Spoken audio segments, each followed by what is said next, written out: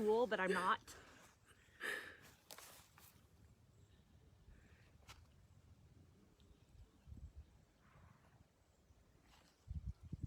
I guess we can wait until people get on. I can't tell. Just kind of show. Or maybe like make a video and save it, I guess. Okay, do you want to start? Okay.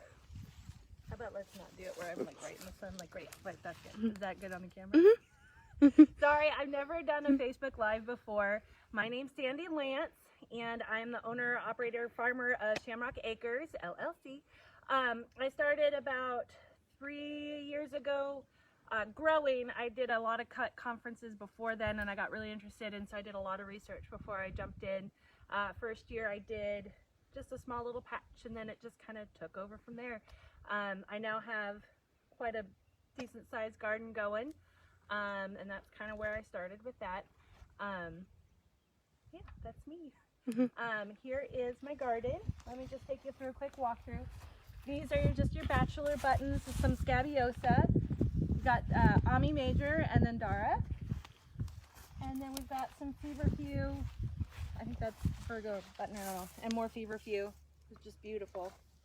Those will be coming out in bouquets this week. This is a yarrow. This is yarrow. Most of it I actually overwintered, so it's a really big plant. It's very happy. And what I'm excited about this week is we're starting to get a lot of my Rebecca, which is black-eyed Susans. This is a cherry brandy black-eyed Susan. I'm actually pretty excited about that. And then here, these ones here are Goldilocks Rebecca. And those will be very beautiful. We got some straw flowers, some snapdragons.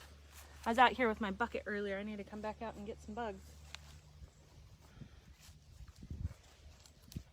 And we've got some beautiful eucalyptus. Those are, I was just waiting for my plants to mature a little bit, but they'll start making their way into my market bouquets. More feverfew. I start off with a really good plan for my garden, and then I end up with like a hole here and there, and I'm like, here, let me put this here, and let me put that there.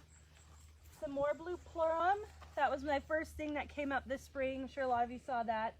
This is a Rebecca, the black-eyed Susan, called Triloba, and it's going to be a very airy element. So it's going to be kind of like the blue plurum, just lots of little tiny black, yellow and black flowers. It's going to be a lot of fun. I mean, this thing is a monster, and it hasn't even started flowering yet. These are Indian Summer Rebecca. And then this is my first crop of blue plurum. I gotta yank out of here now that it's all done for the summer. They're a cool weather crop. They're not huge fans of the heat. This is a straw flower. I got a bunch of different varieties of straw flowers. Those should be ready for market this weekend. We got some Lysianthus, some hibiscus, some frosted explosion.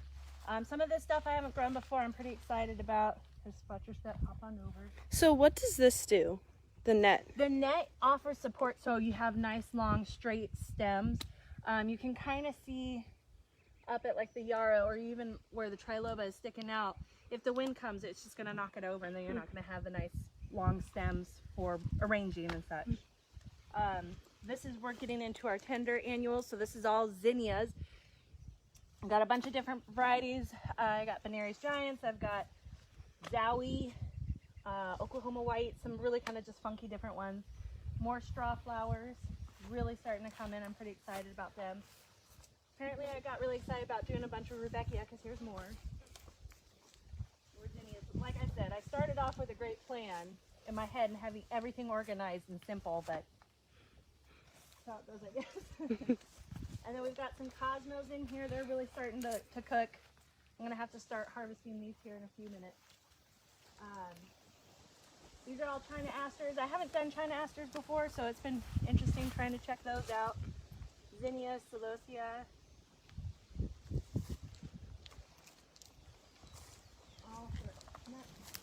Those are just my annuals, and then we've got over there dahlias, and I got a whole nother dahlia bed over there. I can show you how to grow weeds. I'm really good at growing weeds. So when you cut flowers, you want to make a nice deep cut on the plant so it sends up really nice long stems. Now because I'm trying to make a really pretty bouquet, I'm going to keep these, but a lot of times you just strip them and drop them on the ground. But I like to basically prepare my plants when I'm harvesting out in the field to go into a bouquet, so that way when it's time to build a bouquet, I don't have to go through all this. You want to strip most of the foliage so it doesn't get into the water and clog up the stems, and then they won't drink as much. But you get a nice little batch of flowers. All right, let's go back and around that way.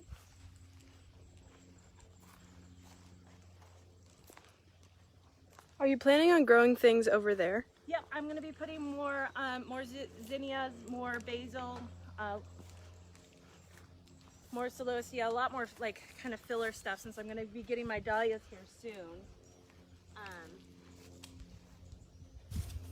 So they'll be kind of like your support flowers.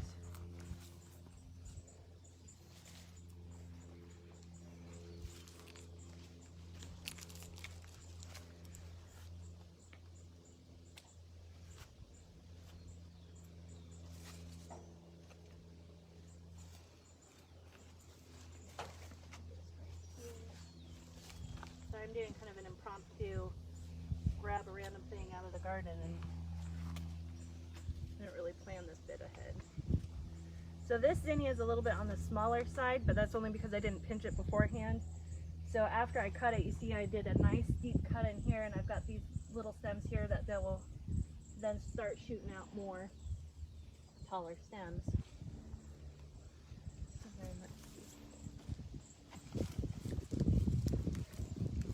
Same thing with straw flowers, so they put out really deep.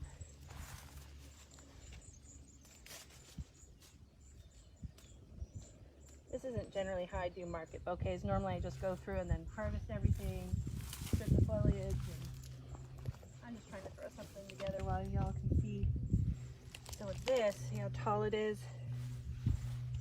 They gotta go in there pretty deep. And look how nice and long. That's why you have the nets. Nice, long, beautiful stems.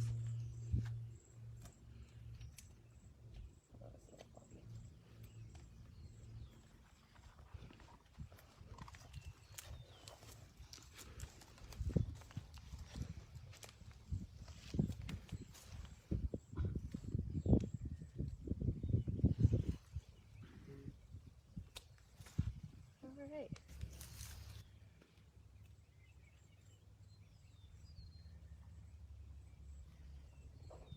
See.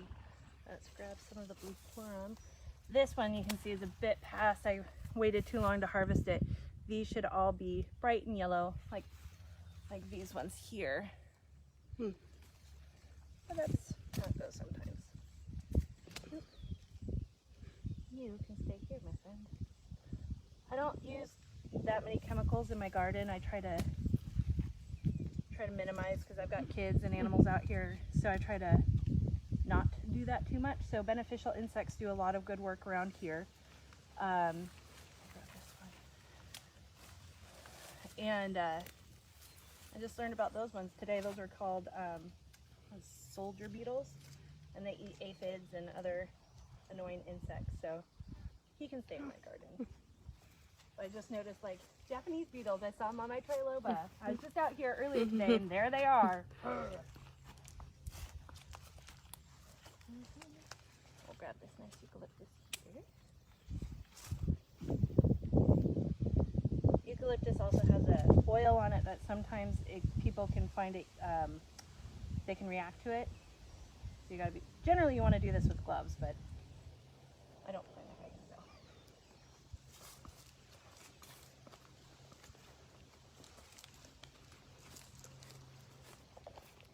Let's see, here's some yarrow.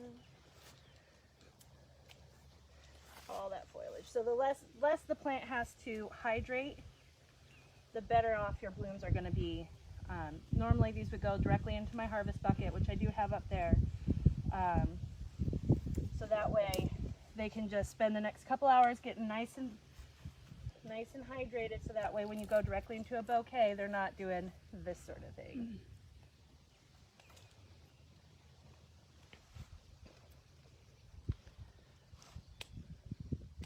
There we go. It's a nice, simple little bouquet. Yeah, there's that.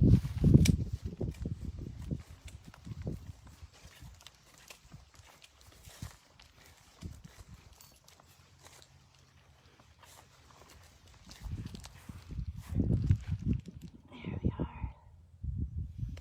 And then we've got dahlias, which will be coming up here soon so we can actually come over to this dahlia patch because I've got some already growing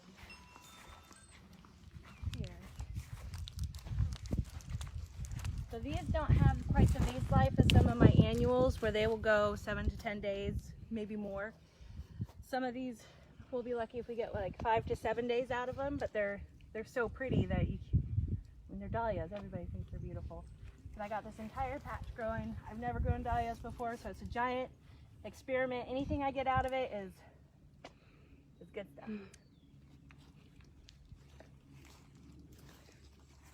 Do you grow any of your own vegetables or fruits or anything like I that? have before, but I've actually got some blueberries and some lemon and lime trees, but I've decided to do most of my stuff in flowers this year. I do a local CSA through Star Seed Farms, and they do a much better job, more variety, and then I could just do my flowers. So I support other local farmers by doing it that way too. So.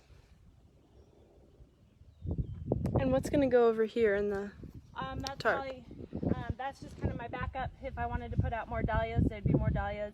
I'm eyeballing it for more sunflowers right now, so I've got my first succession of sunflowers here. You can kind of see it through all the weeds. So those will be ready in probably about another 30 to 40 days, and then I got another succession behind it. So I'm hoping to have it. It's not going to be every week I'll have sunflowers, but that's the goal, is to succession plant those, so that way I have them every week. So that's probably what's going to happen there. But that's still just, I'm killing all the grass and getting that ready to be used for wherever I want to go with it, I guess. So how long do these take to get to this size? So most of these went out when we had the really warm spell in April.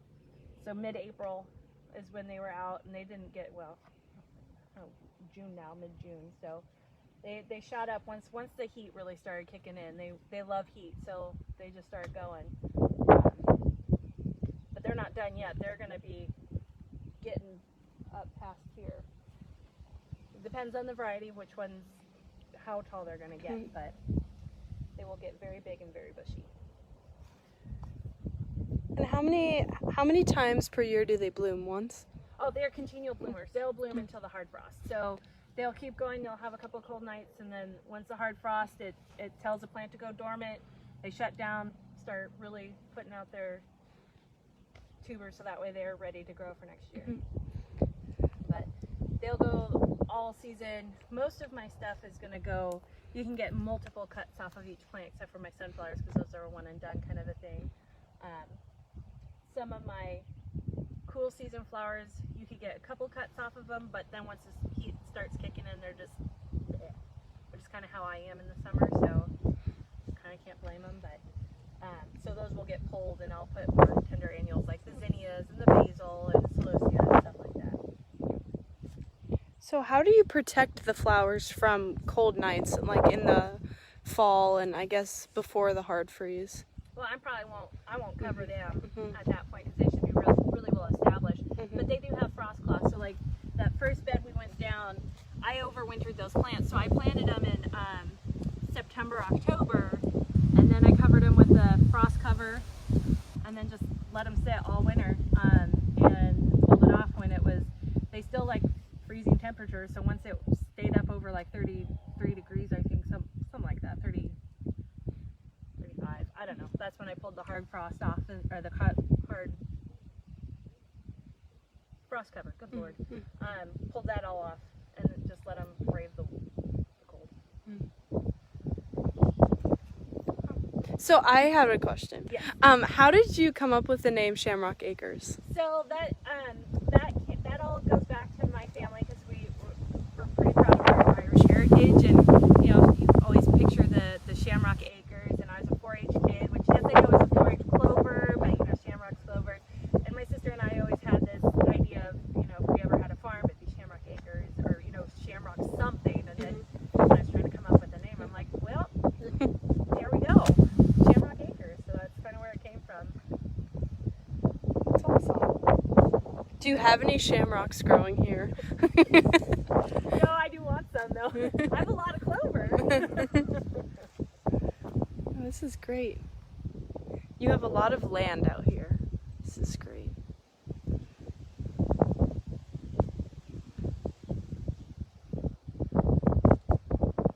It's pretty peaceful out here. Yeah, and if anyone can see, there's a bunch of horses back there. Yeah, they're just down there.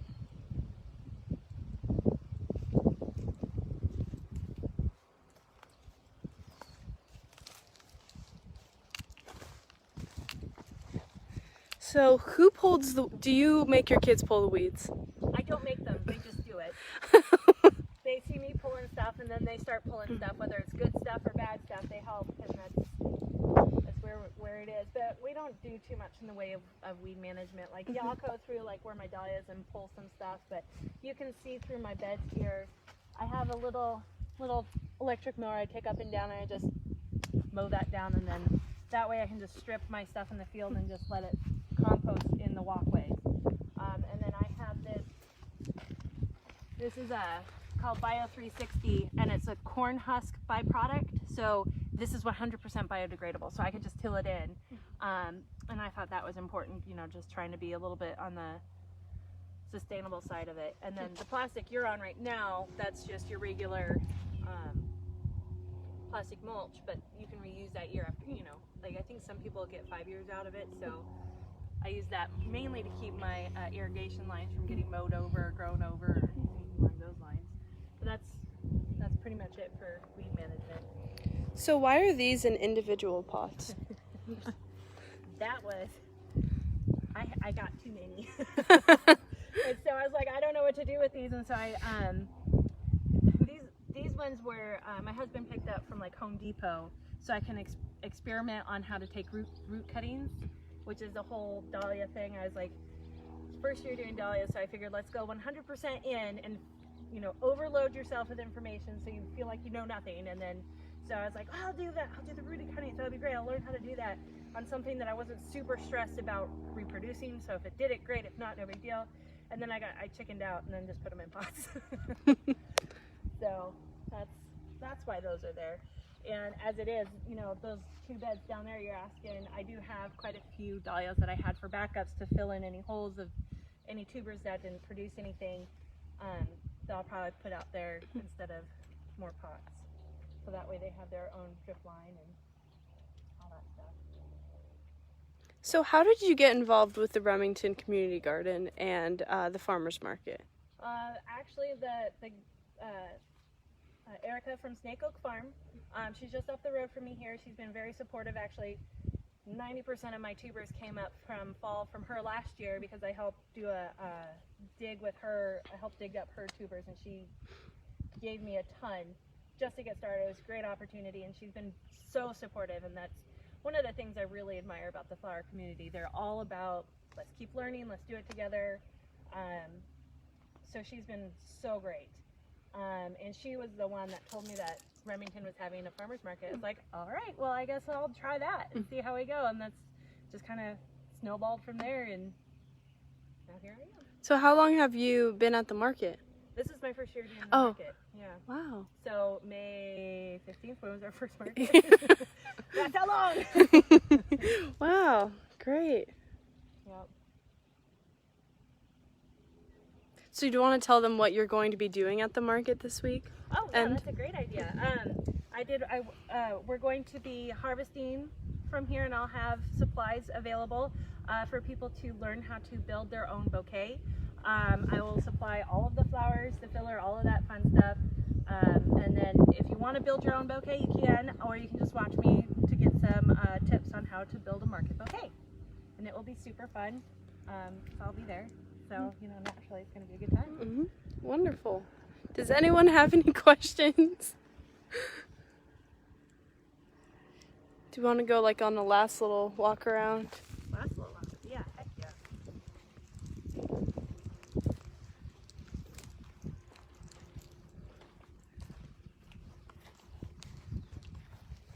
I always said my garden's not perfect, but I don't really know anybody who's is. You know, with like Instagram and everything, I personally be like, oh my gosh, like I have this conversation with myself all the time. My garden is not perfect. Don't share pictures of it. But I mean, honestly, it does great work, and I think it does, you know, I have beautiful flowers. Mm-hmm. And even when you mess something up, like my bells of Ireland got trampled by the weather. I didn't realize how hard we were going to get hit, and they just laid down. And then that was sad. But it's all a learning experience, so you can't go wrong if you learn something from it. I don't know if anybody needed to hear that, but it's always been in the back of my head, you know, because you go scroll through everything, you see these beautiful gardens, and I'm like, well, cool. It's unique, and it's good to be unique. This is great. And that's the other thing too about growing flowers is that not everybody is going to grow the same combination of flowers or do the exact same stuff, or even if they do the same stuff, it's not, they don't arrange the same. Everything's just a little bit different, so there's room for everybody. And even if you don't do a garden on this scale, you can have some zinnias and some basil and, you know, just a handful of different blooms, and you can provide yourself with beautiful bouquets all summer. So how do you suggest someone start their own flower garden? Grab a packet of seeds and get going, or you can even just buy starts. And if it's one of those, I don't want to say it because it's kind of a cliche. If I can do it, just seriously, anybody can do it. And just, I would start with like a zinnia because they're so easy germination wise. And this one little plant, this one flower, you can kind of see. You've got, here, let's see. This one has got 3 shoots coming off, and I already pinched it, so it's actually got, so I had a bunch. It will provide multiple blooms for you. So it's not a one and done. And it'll go all summer, and it's as happy as a clam.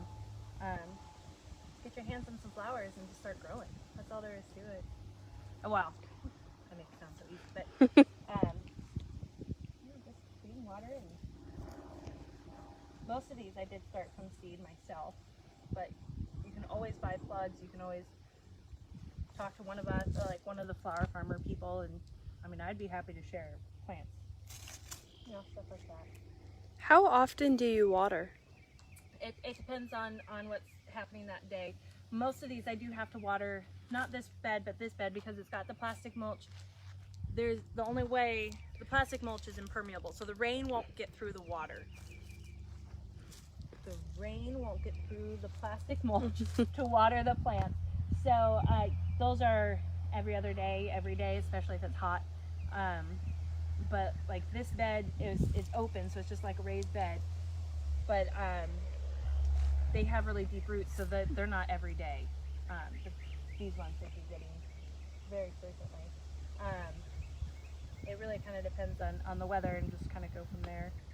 I try to do it so it's not every day, because I want them to develop nice deep roots, so that way they're a healthier, happier plant.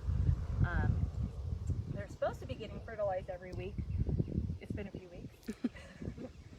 So maybe I should do that too. They're growing pretty well though. Yeah, they are. What's funny is the tips and tricks you pick up from other people. Like the zinnias I'm supposed to be doing like once a week, but you don't want to do anything with the cosmos because then their stems get too thin that they don't really support themselves. Just random stuff like that you just won't pick up until you do it, essentially. Or somebody tells you.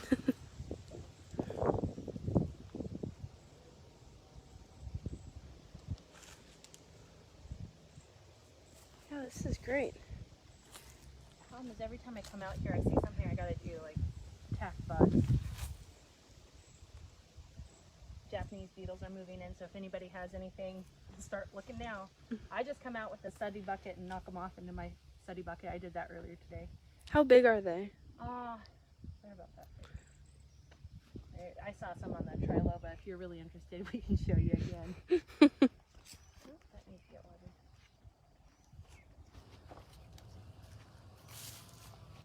Are there any other questions?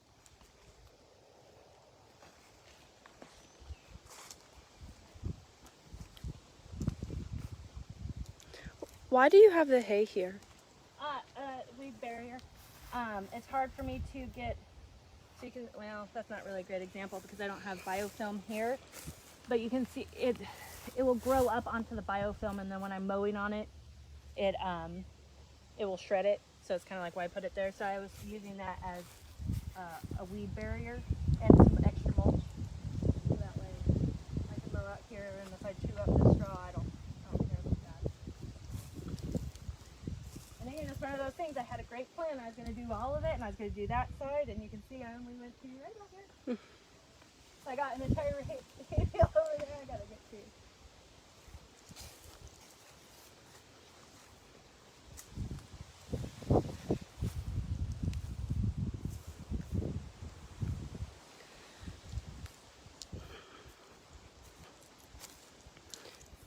So do you have any animals that try to eat your flowers? Oh my gosh, every normal one here, especially my gray one named Wesley. There's a picture of him on my Instagram. He likes to help. And then my son likes to help feed them too with my flowers sometimes. So if I'm not careful and I've got a handful, I'm doing this, looking for my next one, and somebody comes over and tries to snag a bite. Chickens will come out, but they're mostly penned up, and then I keep the goats away from here because I want to keep my flowers. Where do you keep the goats? They're on that side. Oh, okay. Another side of the barn. They're very sweet goats. They miss the days where they could run and play wherever they wanted to.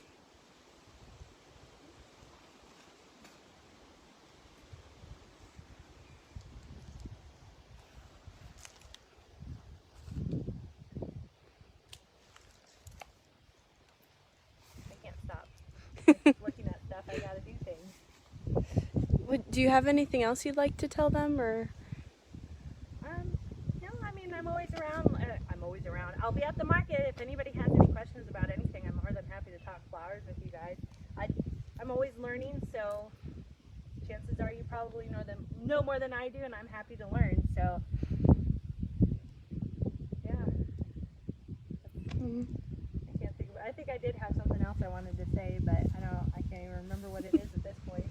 I get so distracted sometimes. It's like squirrel. It's not good. Yeah, but if you have any questions, feel free to drop them below, or head to her Instagram at Shamrock Acres LLC. Yep, that's it. And her Facebook. Yep, I'm always happy to help. Any questions, or just drop by to say hi, because I love that too. You know, love to get into the community and meet people, and it's going to be great. All right. Goodbye, everyone. Bye.